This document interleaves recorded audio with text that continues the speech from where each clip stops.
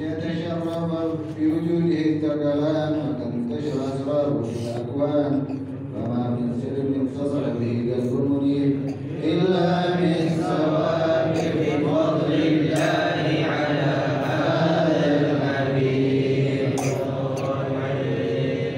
يا لقلب سروره قد توالى بحبيب عم الأنام نوالا جل من شرف الوجود بنوره وما الكون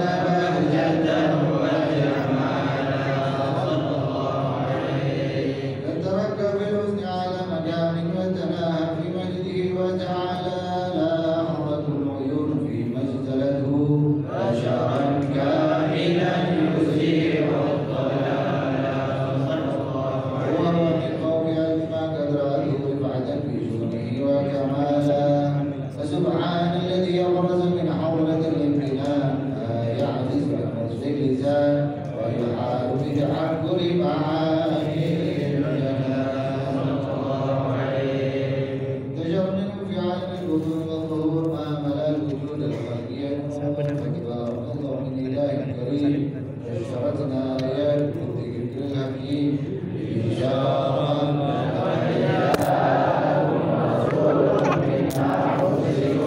عزيز عليه ما عنتم حريص عليكم بالمؤمنين رؤوف رحيم.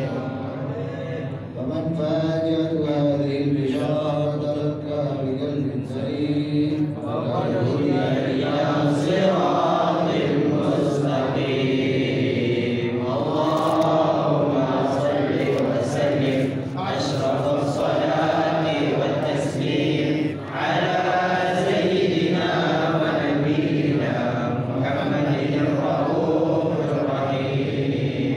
اللهم صل وسلم وبارك عليه وعلى آله وسلم وبارك عليه وعلى آله صلى الله عليه وسلم. لا إله إلا الله وحده لا شريك له شهادة يعرف بها اللسان عما تضمنه الجنان من التصديق بها والإذعان صلى الله عليه يثبت بها في الصدور من الإيمان قواعد وتدور على أهل اليقين من سر ذلك الإذعان وتصديق شواهد. وأشهد أن سيدنا محمدا العبد الصادق في قوله وفعله والمبلغ عن الله ما أمره بتبليغه للخلق من فرده ونفله. عبد أرسله الله للعالمين بشيرا ونذيرا وبلغ الرسالة وأدى الأمانة وحل الله به من الأمة بشرا كثيرا صلى الله عليه كان في ظلمات الجهل المستبصرين سراجا وقمرا منيرا. وما أعظمها من منة تكرم الله بها على البشر وما أوسعها من نعمة انتشر سرها في البحر والبر. صلى الله عليه اللهم صل وسلم بأجل الصلوات وأجمعها وأزكى التحية وأوسعها على هذا العبد الذي وفى بحق العبودية وبرز فيها في خلعة الكمال وقام بحق الربوبية في مواطن الخدمة لله وأقبل عليه غاية الإقبال. صلى الله عليه يتصل بها روح المصلي عليه به وينبسط في قلبه نور سر تعلقه به وحبه ويكتب بها بعناية الله في حزبه وعلى آله وصحبه الذين ارتقوا صهوة المجد بقربه وتفيأوا ظلال الشرف الأصل بمجده وحبه. ما عظم الأكوان بنشر ذكراهم نسيم. اللهم صل وسلم أشرف الصلاة والتسليم على سيدنا ونبينا محمد الرؤوف الرحيم. اللهم صل وسلم وبارك عليه وعلى آله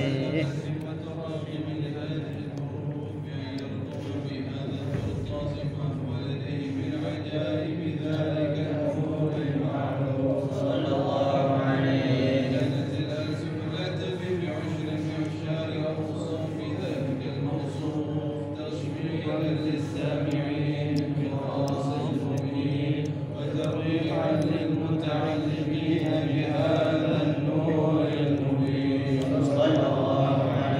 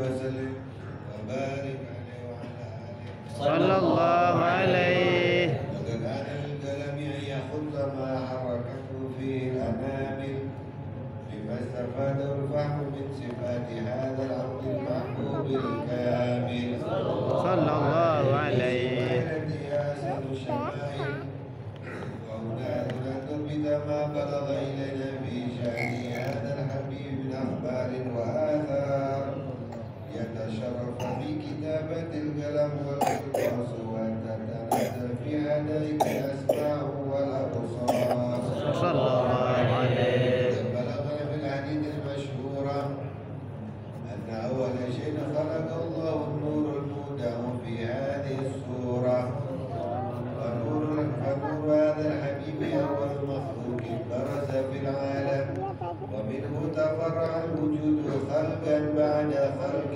فيما حدث وما تقدم صلى الله عليه. أخرج ابن الرزاق في سنده عن جابر بن عبد الله رضي الله عنهما قال قلت يا رسول الله يا أبي وأمي أخبرني عن أول شيء خلقه الله قبل الأشياء قال يا جابر إن الله خلق قبل الأشياء نور نبيك محمد صلى الله عليه وسلم من نوره وقرر من حديث أبي هريرة رضي الله عنه أنه قال قال رسول الله صلى الله عليه وسلم كنت أول النبيين في الخلق وآخرهم في البعث صلى الله عليه. كانت الرواية بأنه أول الخلق وجودا وأشرف مولودا ولما كانت اللبانية لها ملاحظة خفية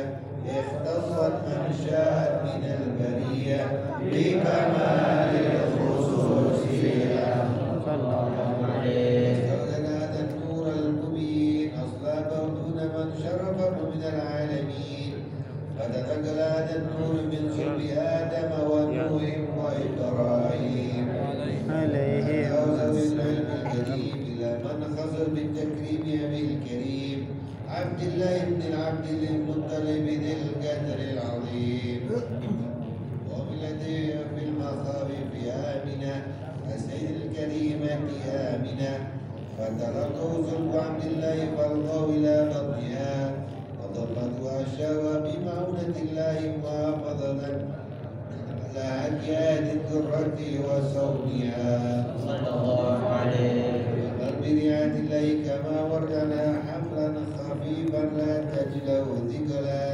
ولا تشكو منه ألما ولا عيا صلى الله عليه حتى مر الشهر بعد الشهر بالحمل وقرب وقت البروز العالم شاهدا البزع على أهل هذا العالم بنوة فضله وتنتشر فيها نار مجد الصميم اللهم صل وسلم أشرف الصلاة والتسليم على سيدنا ونبينا محمد الرؤوف الرحيم اللهم صل وسلم وبارك عليه وعلى آله اللهم صل وسلم وبارك عليه وعلى آله.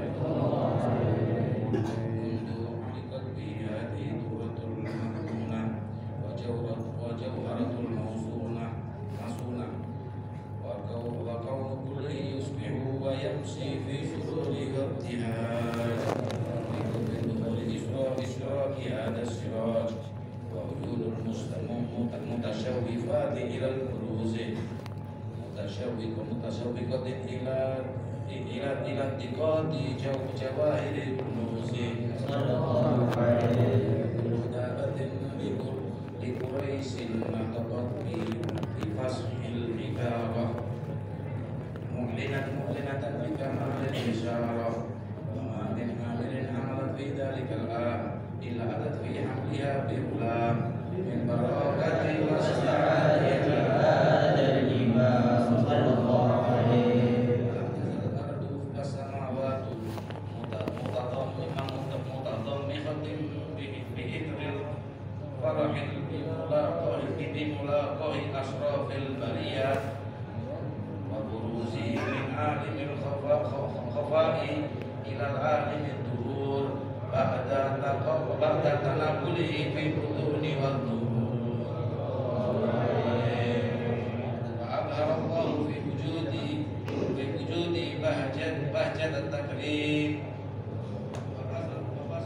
wa basata fil alimil kabir mahidatit tashrif wa tashrif wa ta'lim bi buruzi hadzal basharil karim Allahumma salli wa sallim asyrafas salati wat taslim ala sayyidina wa nabiyyina Muhammadin raufir rahim Allahumma salli wa sallim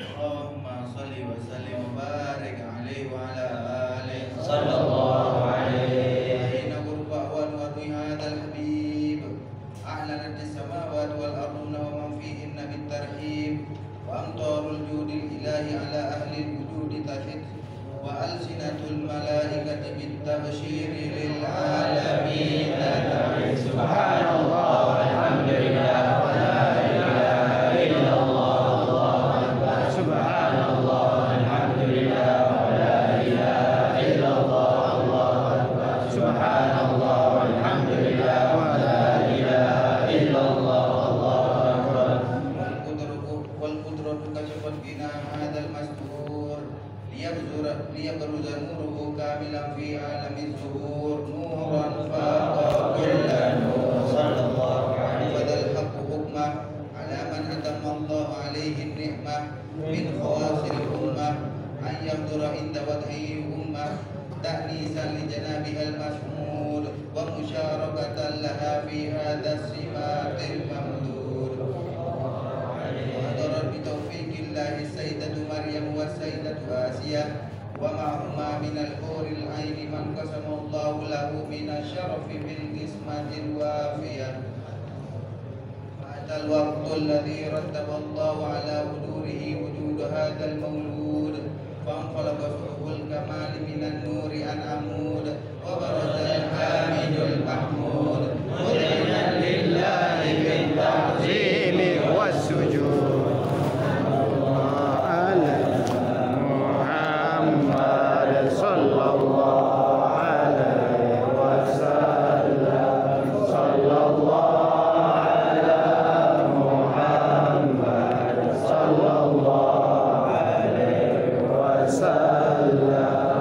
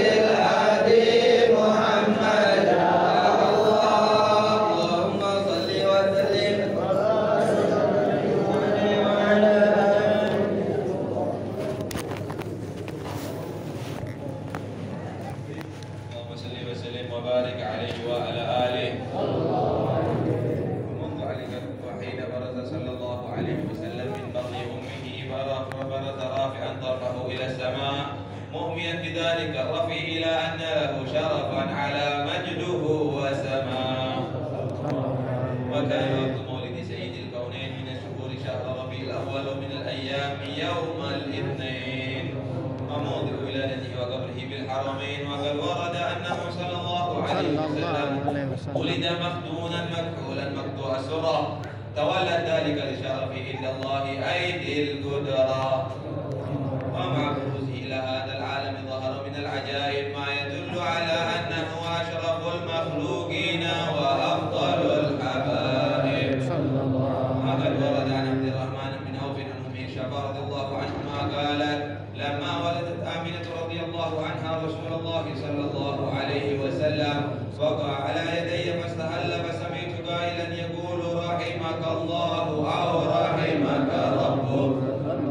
قالت الشفاء فأضاع له ما بين المشرق والمغرب حتى نظرت إلى بعض قصور الروم. قالت ثم ألبسته وأضجعته فلما شفت غشيتني ظلمة ورعب وقشعريرة عن يميني فسمعت قائلا يقول أين ذهبت به؟ قال إلى المغرب. وأسفر ذلك عني ثم عاودني الرعب والظلمة والقشعريرة عن يساري فسمعت قائلا يقول أين ذهبت به؟ قال إلى المشرق. قالت فلم يزل الحديث مني على بال حتى ابتعث الله فكنت من أول الناس إسلاما.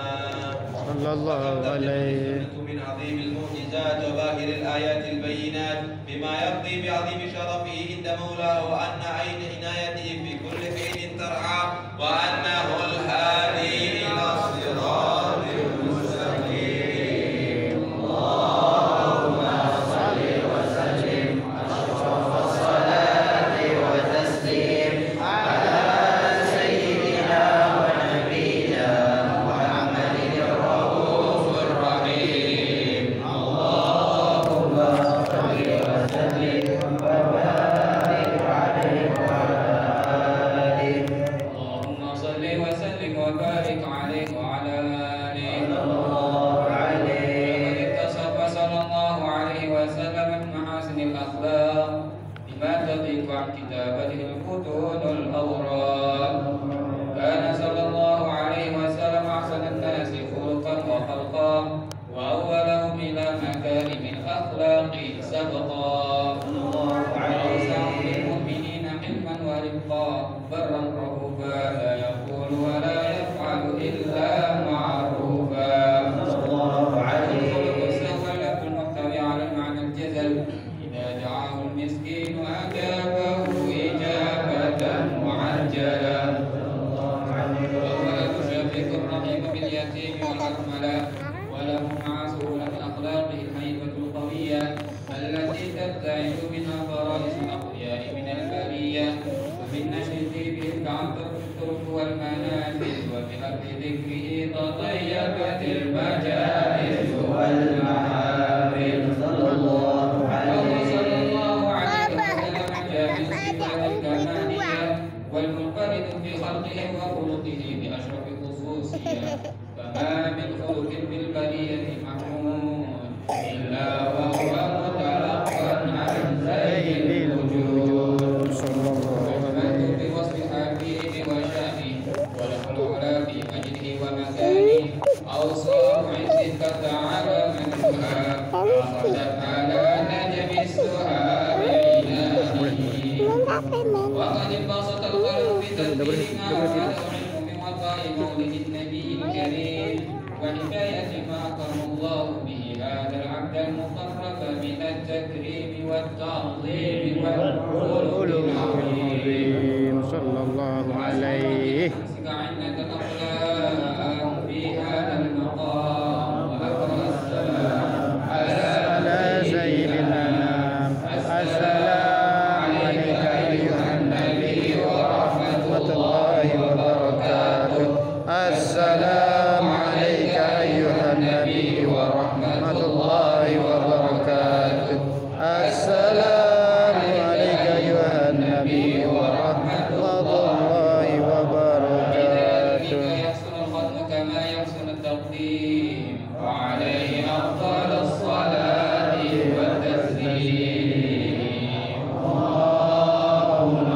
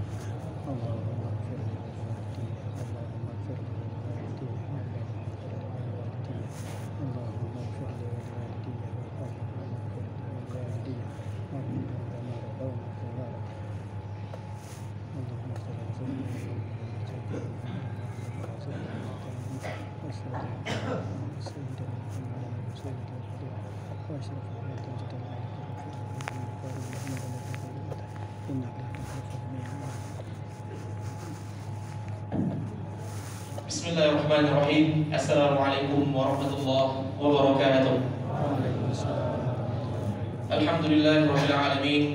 Wassalatu wassalamu ala asyrafil anbiya'i wal mursalin sayyidina wa maulana Muhammadin wa ala alihi wa sahbihi ajma'in, amma ba'du. Yang kami hormati para habaib, para alim ulama, wabil khusus para alumni Rubat Tarim Universitas Al-Aqaf, Rubat Al-Jufri dan Darul Mustafa. Yang kami hormati tokoh agama dan tokoh masyarakat, singkatnya hadirin sekalian rahimakumullah. Alhamdulillah, puji syukur kita panjatkan kehadirat Allah Subhanahu wa taala atas segala limpahan rahmat dan karunia-Nya, sehingga kita dapat berkumpul untuk bersama-sama memperingati Haul ke-6 Al-Habib Salim bin Abdullah Asy-Syatili. Salam dan salam kita haturkan kepada baginda Nabi besar Muhammad sallallahu alaihi wasallam. Semoga kelak kita mendapatkan syafaat beliau di yaumil akhir nanti. Amin ya rabbal alamin. Hadirin sekalian rahimakumullah. Acara peringatan Haul ke-6 Al-Habib Salim bin Abdullah Asy-Syatili di Ribat Al-Falah akan segera kita mulai dengan rangkaian acara sebagai berikut. Acara pertama pembukaan, acara kedua pembacaan manaqib, acara ketiga ceramah oleh beberapa alumni Rubat Tarim, acara keempat doa, dan acara terakhir penutup. Baiklah hadirin sekalian rahimakumullah, mengharap ridho dan keberkahan dari Allah Subhanahu wa taala, marilah kita buka acara kita pada malam hari ini dengan bersama-sama melafazkan al-basmalah. Bismillahirrahmanirrahim. Acara selanjutnya pembacaan manaqib Haul ke-6 Habib Salim bin Abdullah Asy-Syatili, yang dalam hal ini akan dibacakan oleh Nur Habib Hasan bin Zaid Al-Aidrus. Kepada beliau falyatafaddal mashkur.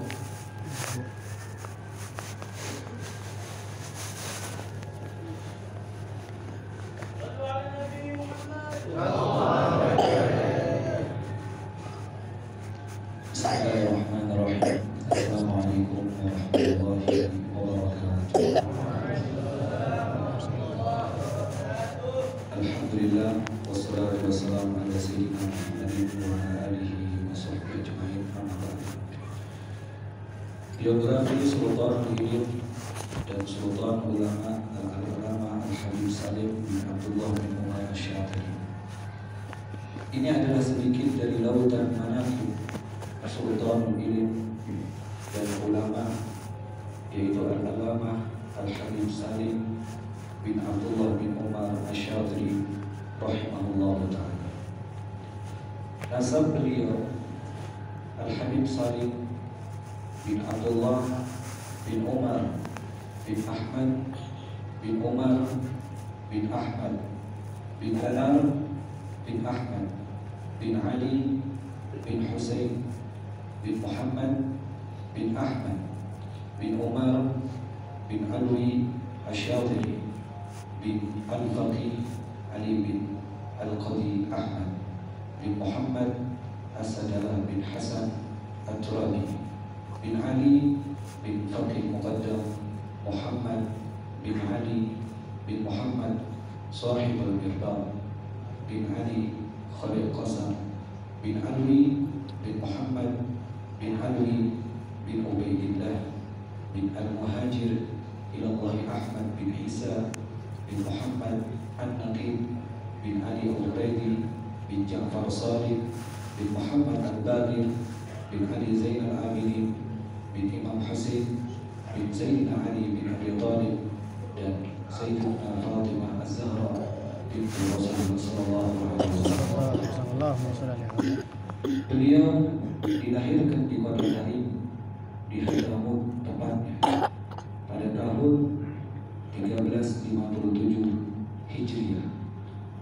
Awal mulanya ayahandanya memberi nama dengan Umar, akan tetapi beliau sering sekali mengalami sakit.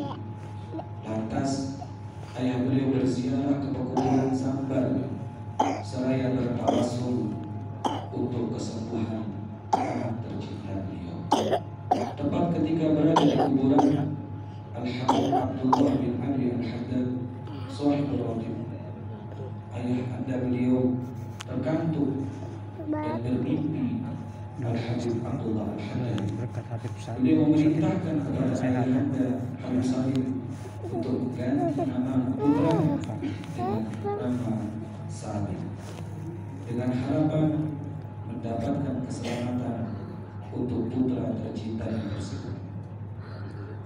Di saat beliau masih kecil, ayahandanya yaitu Syekhul Islam Al-Habib Abdullah bin Umar Asy-Syafii telah memberikan kabar gembira bahwa kelak Al-Habib Salim akan menjadi seorang raja ilmu dan akan diberikan umur yang sangat panjang oleh Allah Subhanahu wa Ta'ala.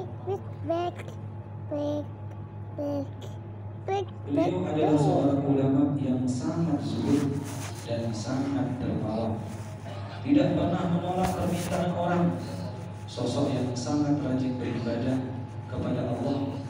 Bahkan ketika bulan Ramadan tiba, di saat beliau sudah berada di kursi roda, setiap malamnya beliau selalu mengikuti 3-4 sholat tarawih di masjid-masjid yang berada di Kota Tarim, yaitu Hadramaut. Sampai-sampai saudara kandung beliau Al-Habib Hasan Asy-Syadzili mengatakan, Salim itu adikku, lebih banyak ibadahnya ketimbang aku. Beliau tumbuh besar di Kota Tarim, lingkungan yang penuh dengan ulama dan para waliullah. Di masa kecil hingga remaja, beliau menimba ilmu di Tarim, khususnya di Ruban Tarim, yang mayoritas pengajarnya merupakan murid-murid dari ayahanda beliau, yaitu Al-Habib Abdullah bin Umar Asy-Syafii. Di antara para guru beliau adalah Al-Alif Billah Al-Habib Alwi bin Abdullah bin Syihab, Al-Alif Billah Al-Habib Ja'far bin Ahmad Al-Idrus, Al-Allamah Al-Habib Muhammad bin Hafiz bin Syekh Abu Bakar bin Salim, dan juga saudara-saudara beliau sendiri, yaitu Al-Habib Muhammad Mahdi, Al-Habib Abu Bakar, Al-Habib Al-Allamah Hasan Asy-Syadzili, yang mana mereka adalah putra-putra Al-Habib Abdullah bin Umar Asy-Syadzili. Beliau juga berguru kepada Al-Habib Salim bin Ahmad bin Jindan Al-Qutub, Al-Habib Abdul Qadir bin Ahmad As-Segaf, Syekh Salim Sa'ad Rughasyir, Syekh Mahfud bin Uthman, Syekh Fadl Bafadl, dan masih banyak lagi daripada ulama-ulama di masa beliau. Kemudian pada tahun 1376 Hijriah, beliau melanjutkan pendidikannya ke kota suci Makkah.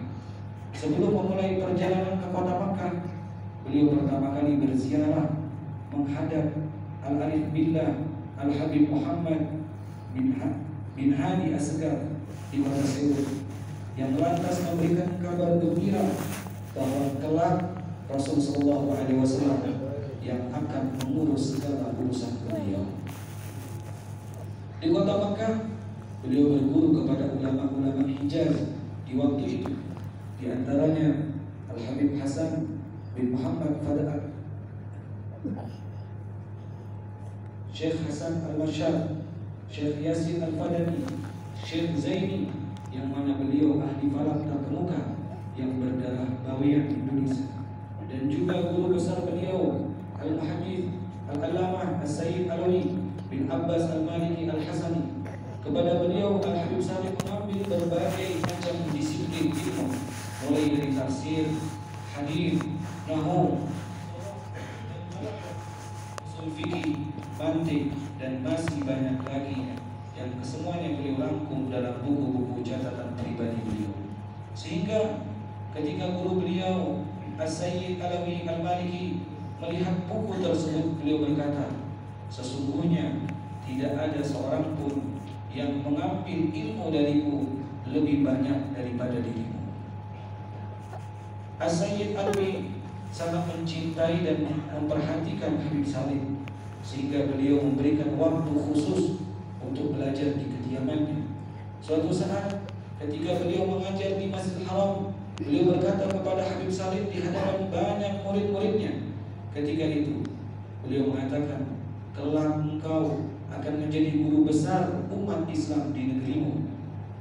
Setelah selesai menimba ilmu di negeri Hijaz, beliau kembali ke negeri Yaman pada tahun 1381 Hijriah untuk menyebarkan ilmu dan berdakwah. Sepulang beliau dari Makkah Al-Mukarramah, beliau bermukim di kota Aden selama kurang lebih 15 tahun, mulai tahun 1381 sampai tahun 1397 Hijriah. Selama di kota Aden, beliau mengisi waktunya dengan ceramah, mengajar di banyak masjid serta madrasah-madrasah agama dan juga sekolah-sekolah negeri. Selain itu, beliau tetap bersemangat untuk menambah ilmunya, sehingga berguru kepada ulama Aden pada masa itu, yaitu di antaranya As-Sayyid Abdullah bin Saleh Al-Habsyi, Al-Allamah Syekh Muhammad bin Salim Baihani, Syekh Ali bin Muhammad Bahumesh, Syekh Kamil Abdullah Salah, dan banyak lainnya. Begitulah sifat Al-Habib Salim yang haus akan ilmu, hingga jumlah guru-guru beliau mencapai sekitar 100 guru, dan buku-buku catatan beliau selama belajar jika dicetak akan mencapai 20 jilid banyaknya. Ketika beliau berdakwah di Aden, beliau bermimpi Nabi Muhammad SAW. Beliau melihat berada di Rawdah, tempatnya di tiang yang diberi nama Ustuanah Al-Wufud. Di situ Habib Salim mengucapkan salam dan mencium tangan mulia Nabi Muhammad SAW. Kemudian Rasulullah SAW memberikannya sebilah pedang dan berkata, berdirilah engkau di atas kuburku dan jagalah aku dari orang-orang kafir. Yang mana mimpi ini beliau takwilkan adalah merupakan izin khusus dari Nabi Muhammad SAW untuk berdakwah kepada Allah Subhanahu wa Ta'ala.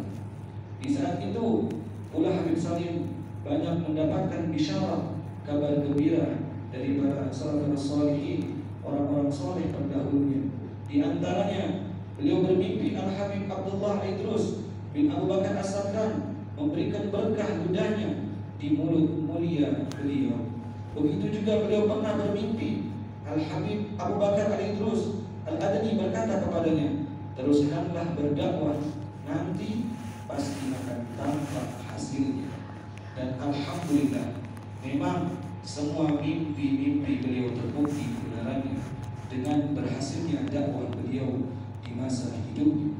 Seiring dengan bertambahnya kegiatan keagamaan dan banyaknya umat yang hadir pengajian beliau, maka timbul niatan busuk dari Partai Komunis yang berkuasa saat itu untuk menghentikan segala aktivitas Habib Salim. Seiring dengan tidak adanya cara konstitusi, cara yang baik untuk menghentikan beliau, akhirnya mereka menggunakan berbagai aksi teror untuk membungkamnya. Di antaranya hal yang dialami oleh beliau ketika itu adalah percobaan pembunuhan di saat beliau selesai mengajar di masjid, yaitu Masjid Aban. Ketika beliau sedang menunggu mobil yang mengantarnya, namun tiba-tiba datang mobil yang melaju kencang menabraknya dari arah belakang, sehingga beliau terlempar ke trotoar dan menyebabkan tubuh Al-Habib Salim mengalami banyak patah tulang, sehingga harus dirawat di rumah sakit selama berbulan-bulan lamanya.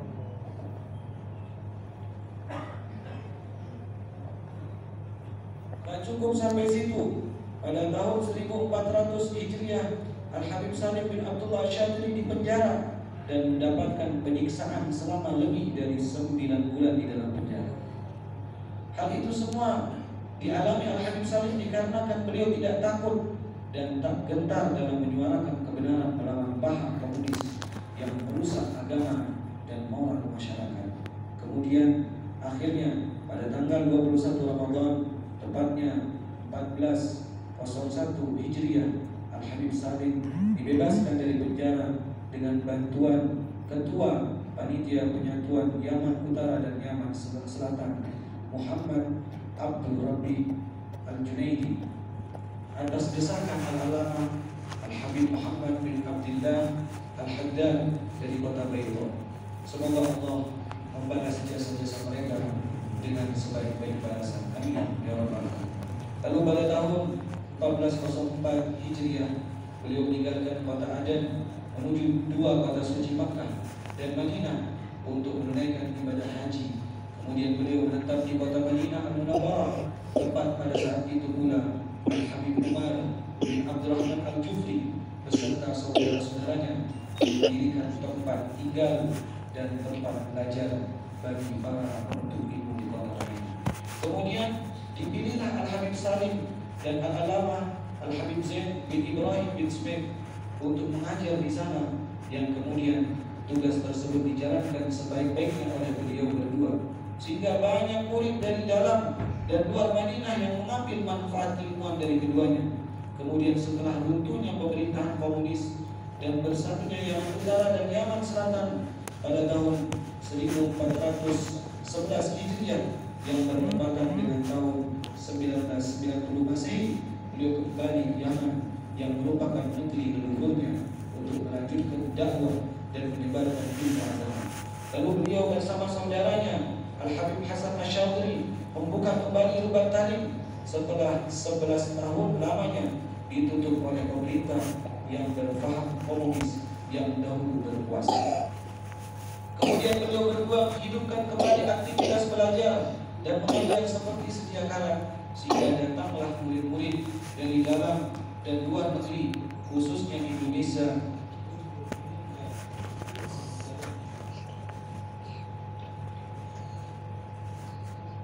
Dan alhamdulillah hingga kini Rubat Talim masih aktif dan menjalankan kegiatannya. Setelah beliau membuka kembali Rubat Talim, beliau menetap di kota Talim dan menjalankan tugasnya mengajar di waktu ba'da subuh, waktu duha, waktu asar, waktu maghrib. Selain itu, beliau juga diangkat menjadi tenaga pengajar di Universitas Al-Ahqaf di beberapa saat. Namun kemudian beliau mengundurkan diri dan fokus mengajar di Rubat Talim.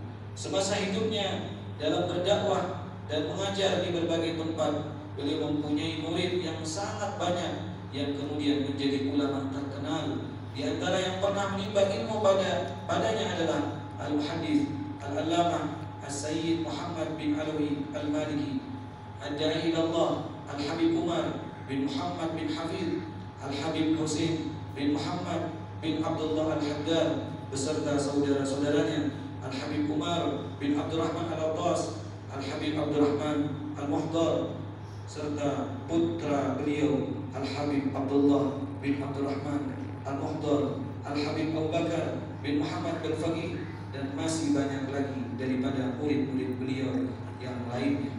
Begitulah riwayat hidup beliau yang selalu berjuang mengorbankan jiwa, raga, dan hartanya demi dakwah dan menyebarkan ilmu agama hingga pada malam Sabtu awal Jumadil Akhir tahun 1439 Hijriah bertepatan pada tanggal 17 Februari 2018, Allah Subhanahu wa taala mengambil ruhnya yang mulia di kota Jeddah. Kemudian jenazah beliau disolatkan di Masjid Balkhair di Jeddah dan dibawa di Masjidil Haram untuk disolatkan dan dimakamkan di kuburan Ma'la. Semoga Allah Subhanahu wa taala telah mengumpulkan kita semua bersama Habib Salim bin Abdullah Syadri dan pastinya bersama Rasulullah SAW di surga Firdaus. Amin amin ya rabbal alamin. Wassalamualaikum warahmatullahi wabarakatuh. Waalaikumsalam warahmatullahi wabarakatuh.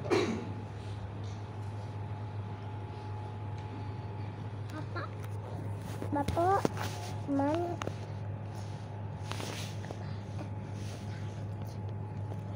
Acara selanjutnya ceramah 5-10 menit yang akan disampaikan oleh beberapa alumni Yaman. Yang pertama akan disampaikan oleh Al-Habib Hashim Al-Idrus. Beliau merupakan alumni Rubat Karim. Kepada beliau falyatafaddal masykur.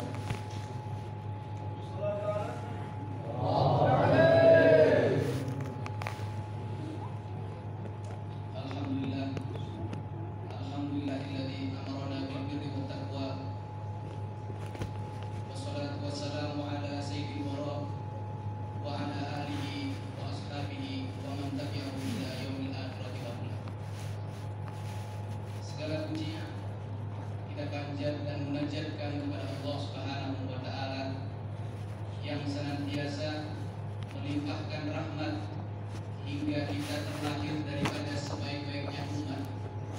Kuntum khairu ummatin ukhrijat linnas.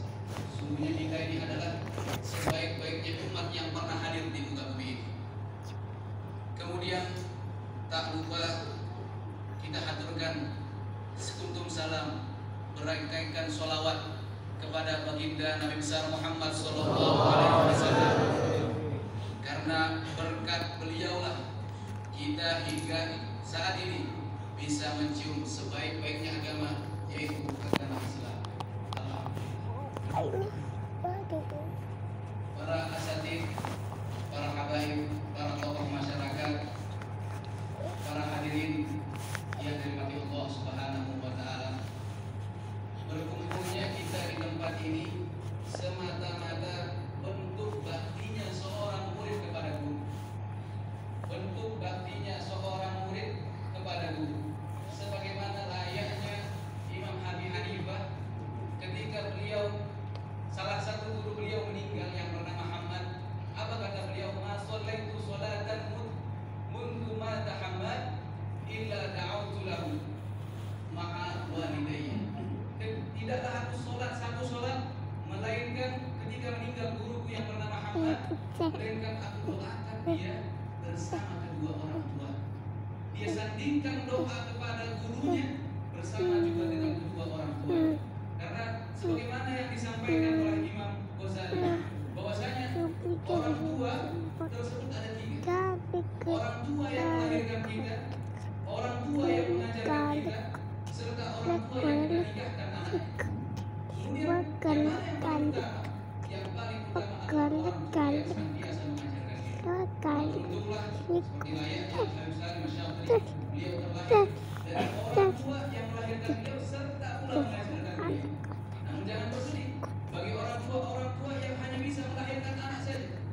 Bisa mendapatkan pahala yang serupa dengan cara masukkan anak-anaknya ke tempat belajar menuntut yang namanya ilmu agama. Tidak harus menjadi ustaz, tidak harus menjadi tuan guru, tidak harus menjadi kiai.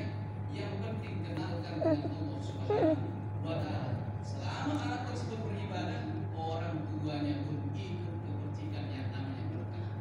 Karena dikatakan atau diriwayatkan, kelak nanti di hari akhir orang tua yang ahli ibadah diseret oleh anak-anaknya dimasukkan ke dalam neraka sama Allah Subhanahu wa taala. Ditanya, kenapa aku diseret dimasukkan ke dalam neraka? Karena orang tua tersebut tidak mengajarkan anak-anaknya yang namanya pendidikan agama. Alhamdulillah. Kemudian yang namanya mendoakan orang yang sudah tiada itu adalah perkara yang dianjurkan. Bahkan sebaik-baiknya hadiah yang kita berikan kepada orang yang telah meninggal adalah hataman Al-Quran atau doa yang kita haturkan untuk orang-orang yang kita hadiahkan pahalanya untuk orang-orang yang telah meninggal.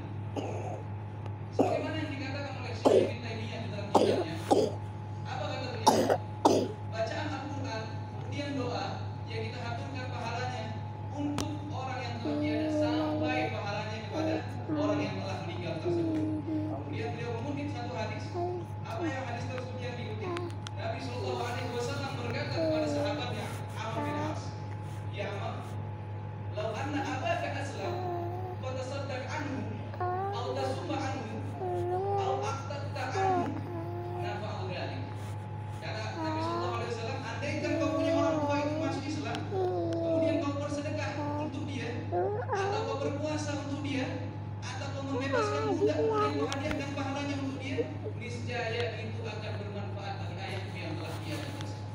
Itu sesuai dari riwayat yang diriwayatkan oleh Nabi Sallallahu Alaihi Wasallam pula. Laulal ahya la halakatil amwat, la halakatil amwat. Kalau bukan karena orang-orang yang masih hidup, niscaya akan celaka orang-orang yang telah. Kenapa demikian? Karena mereka orang yang telah tiada tersebut menunggu hadiah-hadiah dari orang yang masih hidup. Diriwayatkan kalau ada orang yang masih hidup menghadiahkan pahala berupa bacaan Al-Quran atau doa atau zikir, dihadiahkan untuk orang yang telah meninggal. Nanti kelak yang namanya malaikat hadir di hadapannya, kemudian membawa hidangan yang berbalut berupa cahaya, tertutup daripada yang namanya kain sutra, dihadapkan kepada orang yang telah meninggal tersebut. Ini hadiah dari fulan yang masih hidup, memberikan kau hadiah daripada doa, memberikan kau hadiah daripada yang namanya khatamul Quran dan sebagainya. Jadi perkara yang kita lakukan ini adalah bukan perkara yang mudah. Namun perlu kita patut ketahui, kalau ada daripada saudara muslim kita tidak sependapat akan perbuatan tersebut, perbuatan yang kita lakukan saat ini, dia tidak mau hadir hor, dia tidak mau hadir maulidah, dia tidak mau hadir tahlilan, tidak masalah. Karena ini hanya sekedar khilaf para ulama saja. Selama mereka menyembah Allah Subhanahu wa taala, kiblatnya adalah Ka'bah, nabinya adalah Nabi Muhammad, tidak ada jadi masalah. Karena para ulama itu mereka walaupun berbeda pendapat tapi rahmatnya luar biasa sekali.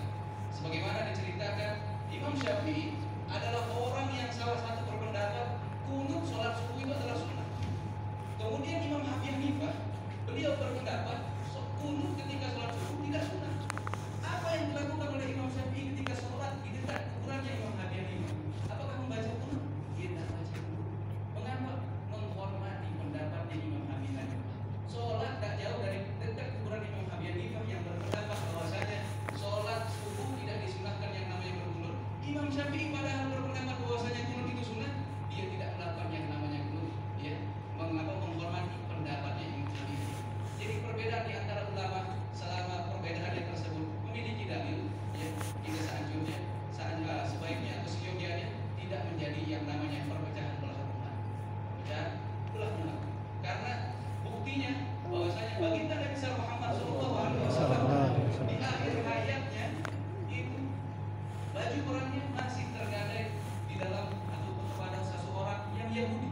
Ini membuktikan bagaimana hubungan antara beda agama pun rukun di depan Nabi SAW. Nabi SAW itu masih bisa bermuamalah sama orang yang beda agama. Bagaimana dengan kita yang satu agama? Hanya sekedar gara-gara kunut, hanya sekedar gara-gara maulidah, hanya sekedar gara-gara tahlil, sampai berpecah belah, tidak saling tegur, tidak salaman, memutus daripada yang namanya tali silaturahmi. Nauzubillah billah. Kemudian terakhir saya diminta untuk menceritakan kenangan atau sedikit momentum bersama Syekhul Baul Al-Hayy Salim Syafii. Kalau ditanya, saya tidak punya momentum karena ketika saya masuk ke Tarim, beliau sudah keluar dari kota Tarim melaksanakan proses pengobatan di Abu Dhabi ketika itu. Kemudian berpindah ke kota Madinah, kemudian mengakhiri hayatnya di Haramain Syarifin. Baru kemudian seperti tadi kita dengarkan dikubur di kota Mekah. Jadi tidak ada momentum yang saya miliki secara khusus bersama beliau. Namun saya memiliki satu cerita yang saya dengar langsung dari muridnya beliau, yang dimana Al-Hayy Salim Syafii semasa mudanya itu pernah bekerja menjadi pembersih di Masjidil Haram. Beliau membersihkan Ka'bah ketika itu beliau sedang bertugas membersihkan Ka'bah di atas Ka'bah bersama beberapa orang para pekerja. Beliau membersihkan, lagi asik-asik istirahat setelah capek bekerja. Salah satu dari temannya bakar rokok. Biasa, kalau tukang sudah lelah, pengen istirahat, dia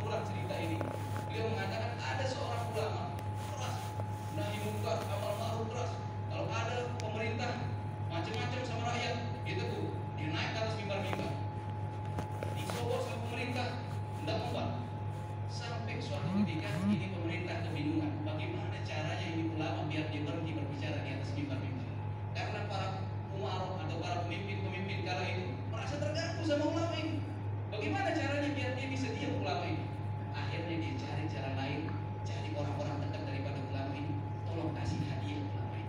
Dikit-dikit, dikasih hadiah, dikit-dikit, dikasih uang, dikasih harta, dikasih mobil, dikasih rumah mewah, sampai dia merasa nikmat akan nikmat-nikmat tersebut dan tidak bisa meninggal. Lalu kemudian apa? Sama para umarok tersebut disuruh jangan kamu sekali lagi untuk membicarakan hal-hal yang kami lakukan. Dilarang menegur yang namanya pemimpin. Dia bilang, oh tidak, saya tidak akan meninggalkan yang namanya nahi munkar, kamu mau, saya tidak akan tinggalkan. Oh, kalau kamu tidak mau meninggalkan tersebut, kami akan ambil kekayaan yang kau miliki sekarang. Rumah kamu yang kamu nikmati sekarang, kami ambil. Mobil yang kau nikmati sekarang, kami ambil. Harta yang kau miliki sekarang, kami ambil. Ternyata itu harta dari pemerintah yang diberikan melalui jalan yang lain. Apa yang dilakukan oleh ulama tersebut? Tidak bisa mengusah. Karena sudah terasa nikmat, tidak bisa meninggalkan nikmat tersebut. Maka bagus yang namanya seorang ulama, yang namanya seorang ustaz, itu memiliki kekuatan di dalam ekonomi. Tapi sekarang Bisa tahan dulu, nanti ya, selesai sebentar. yang biasanya tidak pernah pakai peci, mulai pakai peci putih. Mulai dekat sama yang namanya ulama. Biar apa? Biar dapat dukungan, khususnya ustaz-ustaz kiai-kiai baik yang punya banyak pengikut. Di dalam para yang namanya para calon caleg terbaik yang namanya sosok pencari ilmu itu memiliki kekuatan di dalam ekonominya dan tidak lupa yang namanya menyampaikan apa ilmu yang telah dia kembang di tempat yang belajar dan mengajar. Mungkin demikian yang saya bisa sampaikan. Lebih kurang yang saya mohon maaf. Assalamualaikum warahmatullahi wabarakatuh. Waalaikumsalam warahmatullahi wabarakatuh.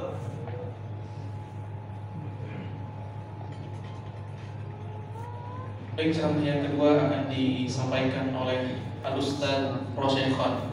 Beliau merupakan alumni dari Universitas Al-Qom. Dan sekali lagi kami mohon permaklumannya kepada jemaah sekalian bahwa durasi ceramah berkisar dari 4 sampai 10 menit saja. Baik, kepada Al-Ustaz Rosyekhon, kepada beliau falyatafadhal masykur.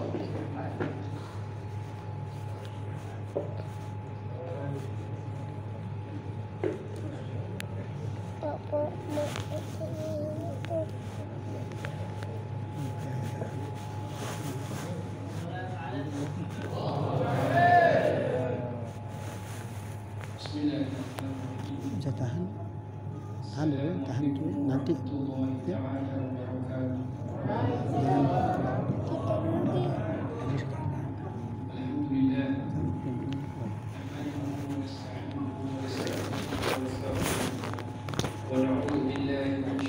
ونعوذ بالله من شرور أنفسنا ومن سيئات أعمالنا من يهده الله فلا مضل له ومن يضلل فلا هادي له أشهد أن لا إله إلا الله وحده لا شريك له وأشهد أن سيدنا محمدا عبده ورسوله أرسله بالهدى ودين الحق ليظهره